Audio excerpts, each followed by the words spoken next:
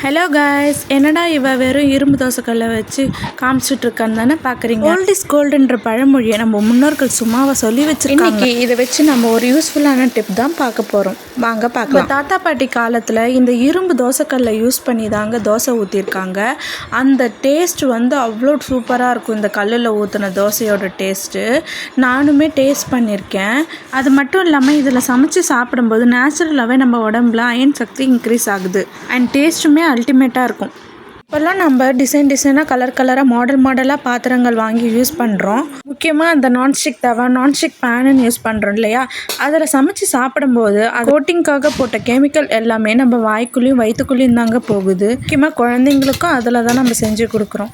முடிஞ்ச வரைக்கும் இந்த மாதிரி இரும்பு தவா இல்லைனா இரும்பு தோசைக்கல்லை யூஸ் பண்ணி சமைச்சா நம்ம நல்லாவும் ஹெல்த்தியாக இருக்கலாம். இந்த அயன் தவாவில் நேச்சுரலாகவே நான்ஸ்டிக் ப்ராப்பர்ட்டிஸ் இருக்குது. ஸோ முடிஞ்ச வரைக்கும் ஹெல்த்தியாக சமைச்சு ஹெல்த்தியாக சாப்பிடுங்க. Bye guys.